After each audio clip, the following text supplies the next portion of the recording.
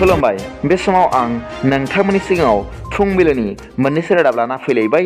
अन्नानै भिडिअखौ स्किप खालामाजासे जोबजासिम नायलांदो। दिनैनि फुंबिलिनि मोननैसो रादाबफोरा जाबाय। गिबि रादाबाव दं दुखुनांथाव खौरां, सासे बर' फिसा लाइमोना गावखौनो फोजोबना लादों।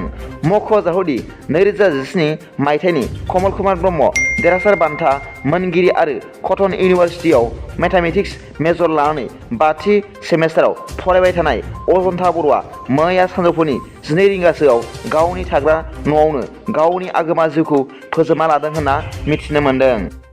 बे जिउ फोजोबना लानाय अजन्ता बर'आ बाक्सा जिल्लानि गरेस्वर ओनसोलनि थागिरि होनना मिथिनो मोन्दों। मख'नांगोनांदि नाथाय बे लाइमोना मानि थाखाय गावखौ फोजोबना लाखो बिनि खौरांखौ रोखायै मोजाङै मिथिनो मोननाय जायाखै। नैथि रादाबाव दं UPPLनि दैदेनगिरिफोरा मानगोनां MLA रबिराम नार्जारिनो फिन्नाय होदों। मिथिनो मोननाय बादिब्ला मैया रबिराम नार्जारिया BDO, JRS आरो गोबां अफिसारफोरखौ लानानै मोनसे मिटिं खुंदोंमोन।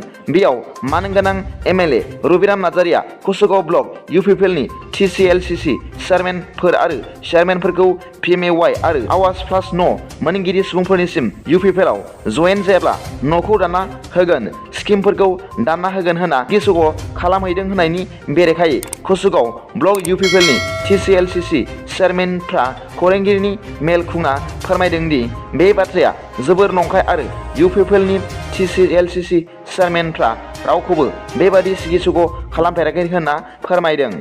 बिथां TLCC चेयारमेनआ फोरमायबावदों दि थांनाय BPF सरकारनि खुंथायाव आद्रा लुनानै दोनजानाय PMAY न'फोरखौ लुखांफिननोसो Btrradabनि चिफ मानगिरिर प्रमद बर'आ नाजागासिनो दं होनना खौरांगिरिफोरनि सिगाङाव फोरमायदों।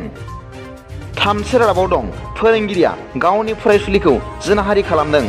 मख'नो गोनांदि क'क्राझार जिल्लानि गसाइगाव महकुमानि सिङाव थानाय सोरिबारि गुदि फरायसालियाव सोमजिदों मुगैथाव जाथाय। फोरोंगिरियानो फरायसुलिखौ जिनाहारि खालामना पुलिसनि जेआव।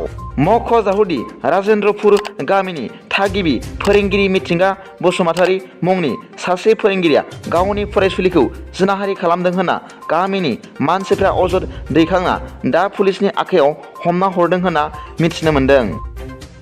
ब्रैथि रादाबाव दं ब्राजिलनि मुंदांखा फुटबल गेलेगिरि पेलेआ केन्सार बेरामजों जुजिनानै देहा फाहामसालियाव थिसननाय जादों होनना खौरां मोननाय जादों।